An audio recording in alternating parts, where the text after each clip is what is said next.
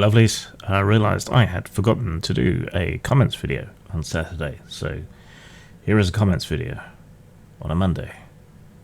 Though there are still Raw for Insight videos coming along. So, yeah, there's that. Housekeeping. Not a huge amount to report. I had a doctor's appointment today, but I might do a separate video on that because the issues around the personal independence payment and other disability support in the UK, the debate is ongoing, and there's a hell of a lot of ignorance out there. And as someone with both mental and physical issues, I think I have a lot to say and might even be able to inform people a little. I know you come here for the games, but sometimes you got to be a bit more, and I do YouTube wrong, as has been well reported in the past. I'm trying to get some freelance work out of the way, but it's slow going, so I won't be doing much else other than that at the moment. Hopefully some of my medical issues will ease up a bit in the coming months, but there's no telling. Yeah, stress isn't good for blood pressure. And people in my orbit continue to have horrible issues. And then there's the underlying stress of the post-war order of the world falling apart entirely at the whims of one senile fat bloke. So that's stressful. And then everyone's issues are stressful. And then the apparent raid that's going to occur on disability payments is distressing as well. So there's a lot going on, put it that way. My Patreon is currently $3 short of the break point, after which I start doing exclusive content and interacting more there and providing discounts and stuff again. So if anyone is kind of hovering, thinking, maybe I should sub to Grimm's Patreon, now would be a good time for everybody who already has. And depending how all this disability stuff works out, I might need to more aggressively beg. So there's that to look forward to. Isn't the 21st century everything you hoped it would be? Right, videos. Stats versus traits. Justin Jones says, statistics are at the heart of all TTRPGs, even if it isn't obvious. By extent, it is easier to balance a rule system when you're looking at numbers. Yeah, that's true, and ultimately, given the nature of random number generators and everything, whether it's dice or anything else, it does come down to statistics and statistical probabilities and so on. You can go completely the other way and make everything interpretive. Things like Everway have used tarot cards or things similar to tarot cards and the subjective interpretation of the games master in greater or smaller ways. And I think in many ways that is the ultimate expression of the kind of story game push. But as I believe I've said before, that doesn't really leave you anywhere to hide as the games master, which means anything bad that happens in the game must necessarily seem like you being a dick rather than just being the fate of the dice. My cough, by the way, is another med side effect, so there's nothing I can do about it. And if you hear me coughing, I've usually tried to do a couple of other takes and have failed. Alright, Hermes Alexandria says, numbers are soulless. Philosophers and magicians have been arguing that numbers are better descriptors of heaven and the world of forms than words for thousands of years. Yes, people have been wrong for thousands of years. Mathematicians will tell you that numbers underlie everything, but of course they're mathematicians. Philosophers will say any old bullshit, and magicians, outside of placebo effects and psychological effects, there's nothing particularly real about that. I think I take an Alan Moorian approach to the idea of magic, in that words, language, descriptors are magic more than mere numbers are. I think it's a bit like how you can only determine one thing or the other about quantum particles and so on. You can describe precision with numbers, but when it comes to emotions, which I think are overall better descriptors of the world, from a human perspective anyway, emotions, mood, meaning, I think you need words, not numbers. I mean, you could break it down statistically, but it won't have the effect. Right? Unweaving the rainbow doesn't make it any less beautiful, but describing it in numbers does not convey the emotional valence, which is a word I've been using a lot recently, the emotional valence of the rainbow, or the subjective, personal, aesthetic experience of viewing a rainbow. Numbers don't ruin it, but they can't describe it in an effective way. On the video about recurring NPCs, Beetlejuice says, the more absurd or exaggerated the feature of the NPC, the easier it is to remember. Yeah, and that's kind of playing into some of the stuff that I talked about there, like catchphrases, or just remembering the most effective things. The thing is that the players will remember NPCs based on how exaggerated, absurd, silly they are, or will just randomly latch onto them for no reason, which is, equally fun. On my video about the new benefit rules, Wild Bill spewed a lot of xenophobia and borderline racism, and also said you got what you voted for. Immigration is all Labour and Starmer care about.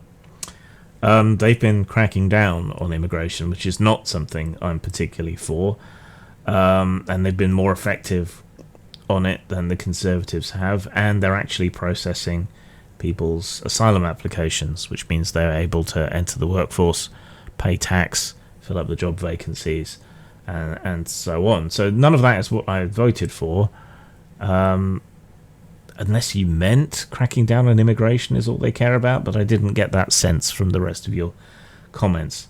I didn't vote for the disabled to be cut off from assistance, particularly when it's the kind of assistance that helps people keep working or get into work or whatever. That is antithetical to everything Labour has ever stood for, and wasn't in their manifesto, at least not in the terms that they seem to be applying it, but we'll see. There may have been a backbench rebellion or even some rebellion in the cabinet by the time this video comes out. I think this week we'll finally hear what they're actually putting forward in the Green Paper, and then that's open to discussion and campaigning and so on. But no, and please, to everyone out there who wants to try and use disabled people as a sort of sword and shield for their racism and xenophobia, saying, well, let's stop sending any foreign aid, and let's throw all the immigrants out of the country, and then we can help the disabled. Like the far right is ever going to help disabled people. Who do you think you're fooling? It's like, let's throw all the immigrants out and help our veterans. Okay, what do you want to do to help the veterans? Look, scroungers. No, fuck off, mate.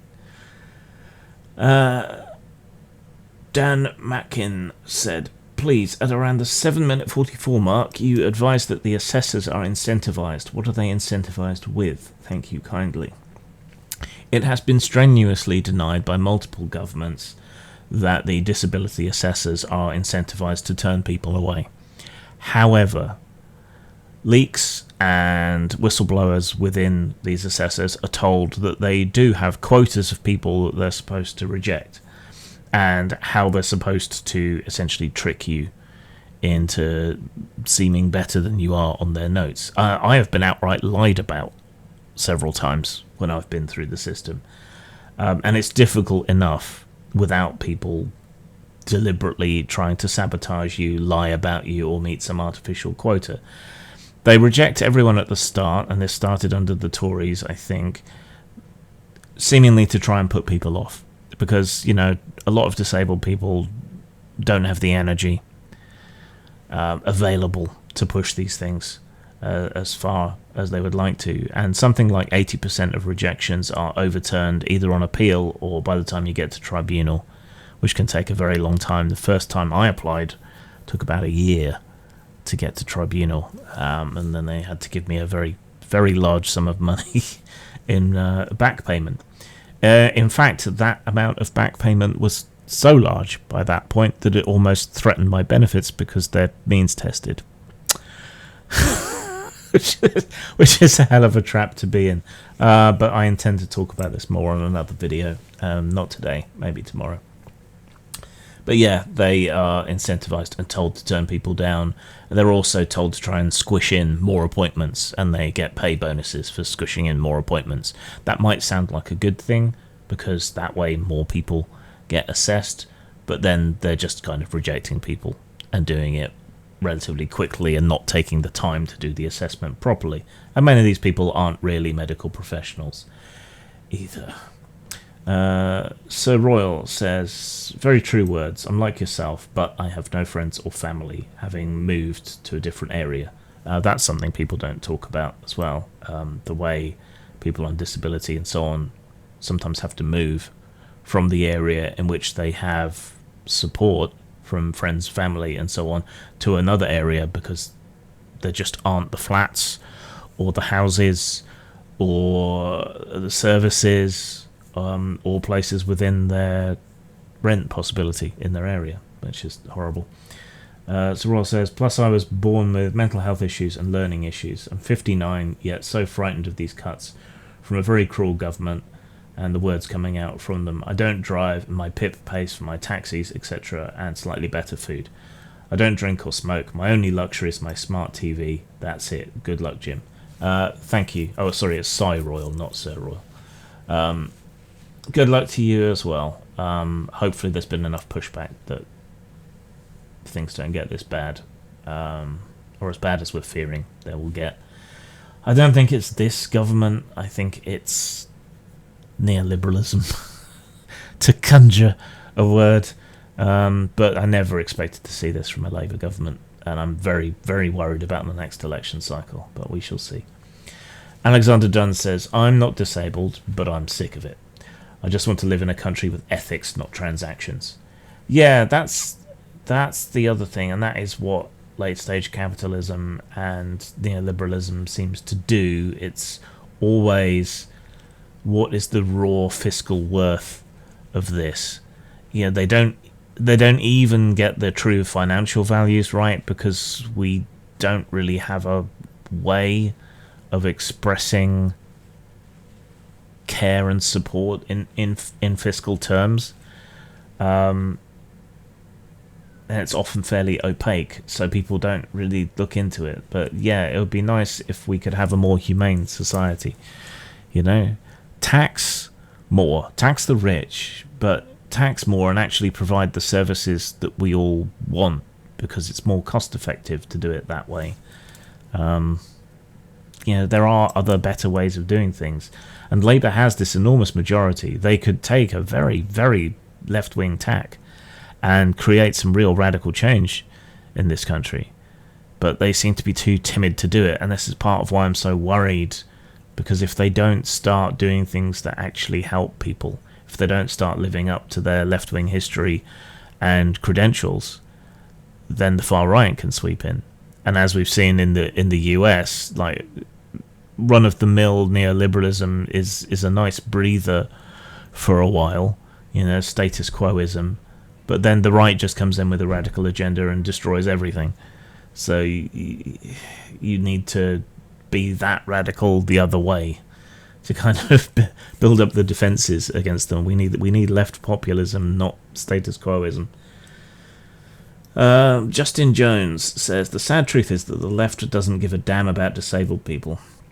It's a painful lesson I had to learn not too long ago. Over here in the US, the left is more interested in identity politics that will secure the most votes. The disabled population doesn't fit that agenda. During the past couple of election cycles, I found myself in an uncomfortable position. Vote for the party that wants to actively harm the disabled, Republicans, or vote for the party who will stand there and do nothing, Democrats. I voted the latter owing to how devastating a Republican victory would be, and current events have borne that prediction out. Yeah. So there's some things about that I don't agree with, but they're sort of definitional things. Semantics are important. The US does not have a left in any meaningful sense. Bernie Sanders, who is often considered to be some sort of weird communist extremist, is centre-left at best. In Europe, he would probably be on the left wing of a conservative party, or on the right or centrist wing of a left-of-centre party. Identity politics is antithetical to left-wing thinking, in my opinion. It kind of creeps in with the new left in the 80s, maybe earlier, but it really has taken effect in the 21st century, which I think has been hugely deleterious to the what you might call the actual left, I suppose.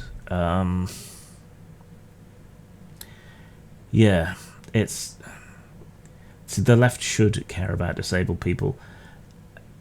Politicians as a whole should care about disabled people. Here in the UK, it is currently estimated that about 10% of the population is effectively disabled. But then when you consider that they have family, quite often this is parents of disabled kids, it's a much larger percentage. If we can mobilise and activate that 10% of the population in a particular way, that could be a very powerful lobby, especially since it is going to be more than just 10% because of family, friends, etc., who should want to support their disabled family, friends, etc. It's tricky because being disabled means you're less able to protest, go on marches, do all the kinds of things that are activism, and I think that's part of what makes them such a sort of safe group to go after, unfortunately. But it's not that small a number of people, particularly post-COVID, and particularly with the retirement age being pushed up, that has caused a lot of older people with the inevitable disability that comes with age being pushed into using the disability system to make up the difference. It's a complicated picture. I can't possibly hope to cover it all. On the Ukraine war video, which I was surprised didn't get more traction, Paul Berry says, "I'm shocked that the Grand Old Party has returned to its isolationist roots. You'd think they'd remember Hoover's legacy." Yeah, you would think. I mean, it's not all bad that the US wants to disengage, perhaps, and not be the world's police force, because it is a bit of a rampaging ogre when it does that. But I don't think people in the States understand how important it is for the US to maintain all these alliances and ties and all the rest of it, and how valuable it is to the US diplomatically, economically, and so on. Or how bad of an idea isolationism has proven to be for such a long time. I think a lot of American citizens are extremely parochial, very inward-looking. It's not that surprising given that it's a big country. But it seems like education is hugely lacking in terms of, well, everything, but history, civics, all of it, really. I think with a decent understanding of history, I think the political landscape in the States would be very different. But it used to be understood that the American center understood that it was important for America to maintain its standing, status, and power in the world, because it saw America as a force for good, supporting democracies, investing in other countries in order to create their own markets, increasing world stability, all the rest of it, so you could make money. While the right perhaps had a slightly more imperialist bent, but also had a historical narrative that was very strong of America being the good guys, of helping other nations, of keeping freedom alive around the world.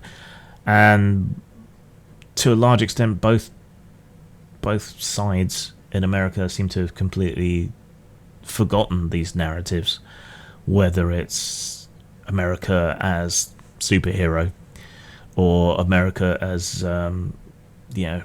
rich relative helping people out. So the narratives have been allowed to fall away. The story America tells itself now is very petulant and entitled. Trump is the avatar of the worst instincts of America as a country, I think. He always makes me think of the American tourists who come to Europe and hate everything and only ever want to eat at McDonald's. And you made him leader of your country. It's very, very strange. A man so uncultured that he doesn't know that champagne comes from France. Never mind. On the video about taking a single idea and turning it into a campaign, Paul Berry says furries all over the globe become lycanthropes based on their persona as an idea. You could make a kind of Shadowrun-y sort of idea there, where suddenly people are afflicted and transformed in some way, start to have kids that follow these old bloodlines. You could actually make something interesting out of that, even though it's furries. Alright, let's leave it at that for now. More Roll for Insight, and perhaps another video on the health issues thing when we have a bit more of a picture of what's actually going on. Until then, Zang. My own dungeon with blackjack and hookers. A very simple and brutal print and fold pocket RPG for killing things, taking their stuff, engaging with nonsense, and spending your ill-gotten gains on ale and whores. No copyright or anything. Hack, share, upload. Just link back to me as a courtesy. Available at all the usual places.